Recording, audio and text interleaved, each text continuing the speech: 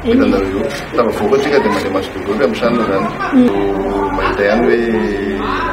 mbola be dia be namboarina satria tsika raha mahita teo Mahamasina tamin'ny farany teo tsisy resaka mija teknika mihitsy anakirana.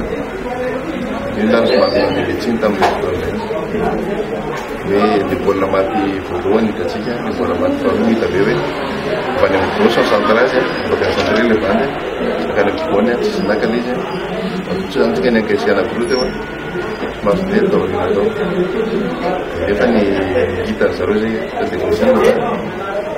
tsisy zany baolina maty tany sorandreo zany taloha tsika raha manao baolina mahatazontsika teo amin'ny 70 minutes eo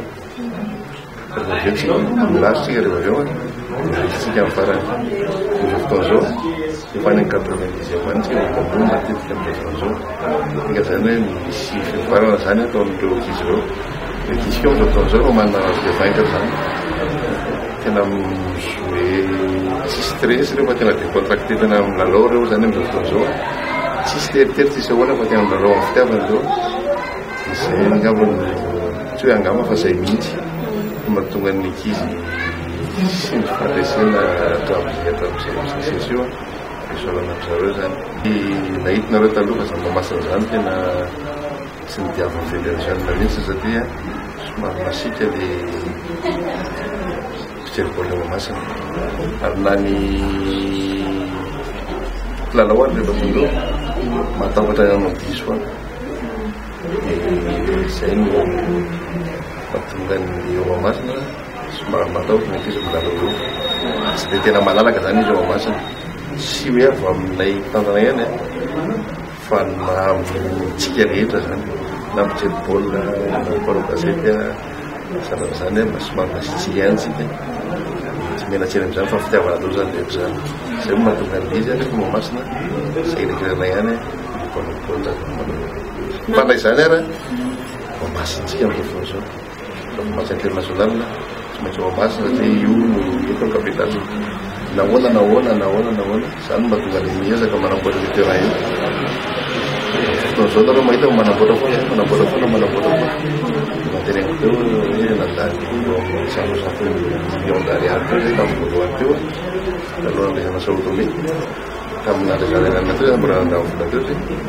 misy angrena namboatra an'izy dia namboatra misy simy io dia manamboatra foana zay na dia mbola commune sarany any amin'ny fampiasana réservation zany tsy manao ankalesana amboatrany io mbola resaka ny fotona rehetra amin'ny commune zay mba hiteny amin'io manamboatra jerena ahoana ny anaovana izy amin'izao fotoana zao zany amin'ny match ny national ary zany match ny fitranany Carillon satria fantaovavolo zay efa terrain na foot dia manjary mialy zay fa ny international tsy maintsy eo natao tsika rehetra miara-manantena fa tsy zakay ihany voalohany reny satria raha efatra propolo zany le izy efa mila hoe roa isaky ny groupe zany miakatra amin'ilay fotoana zay atao amintsika zany misy an'ireo groupe reo dia azadiny fa soudan efa afaka ny sasiny efa ao zany izy dia efa mikoty zany mifandraisitsika zany dia anakiroa zany sisa eo itsika veto sy tafiditra faharoa kosa ary za tena mihina tafiditra faharoa tsika amin'ilay fotoantsika vao manao match kanina amin'ilay fotoana volana marsa rahantsika mahita eo ahoana amin'izay fa misy manana be mihitsy zany zavatra zany manaraka zany io nampilalao any ivelany zany le ny joueur gasy ny ivelany zay